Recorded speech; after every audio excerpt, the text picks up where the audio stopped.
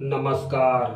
मैं प्रदीप कुमार वर्मा प्रस्तुत कर रहा हूँ अपनी एक स्वरचित कहानी, जिसका शीर्षक है घर में रोशनी है। 2 दिन की छुट्टियों में शहर से पंकज के दोस्त उसके गांव घूमने आए थे। उनका गांव में एक रात रुकने का भी प्रोग्राम था। पंकज उनको अपने खेत बाग बगीचे टहला घुमा रहा था। पंकज की एक बहुत बड़ी आम की बाग थी। इस समय आम की फसल आई हुई थी। पंकज के दोस्तों ने जी भर के आम खाए। शाम हो गई थी, अंधेरा छाने लगा था। थोड़ी देर बाद सभी घर की तरफ चल दिए। चलते चलते लगभग 15 मिनट बाद सभी गांव के किनारे पहुंचे और फिर एक गली में प्रवेश कर गए। गली के दोनों तरफ जो मकान बने थे उनमें एक आध छोड़कर अभी सब कच्चे ही थे। वहां पर रहने वाले लोग काफी गरीब थे। अंधेरा बढ़ता ही जा रहा था। सभी ने अपने अपने मोबाइल की टॉर्च जला ली थी। उसी के सहारे सभी धीरे धीरे आगे बढ़ते जा रहे थे। थोड़ी दूर आगे चलकर पंकज एक कच्चे मकान के दरवाजे पर रुक गया और अपने दोस्तों से बोला, ये राधे चाचा का घर है। राधे चाचा हमारे खेतों में काम करते हैं।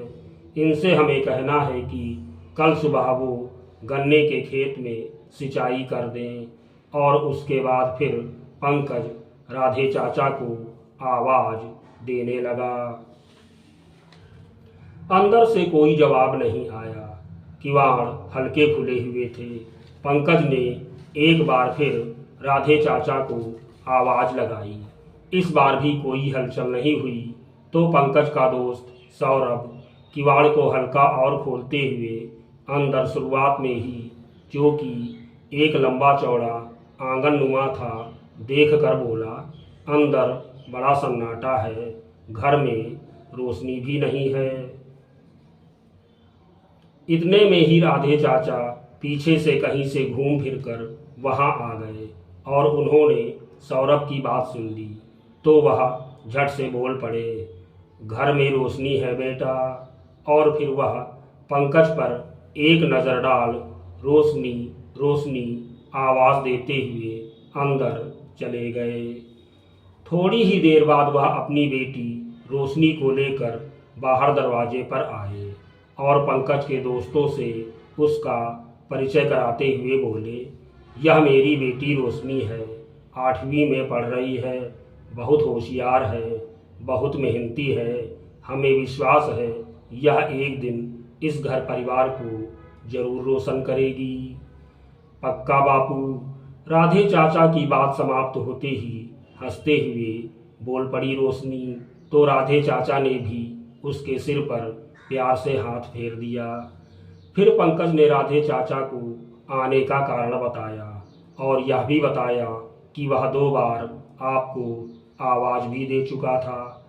तो इस पर रोशनी ने बताया कि वह अंदर कोठरी में दीपक जलाकर पढ़ने में मगन थी। शायद इसीलिए वह विशेष ध्यान नहीं दे पाई। हाँ, एक बार लगा जरूर कि शायद कोई आवाज़ दे रहा है और वह बाहर आने वाली ही थी कि तभी बापू की आवाज़ सुनाई दे गई। उसके बाद फिर पंकज अपने दोस्तों को लेकर अपने घर की तरफ बढ़ गया। धन्यवाद।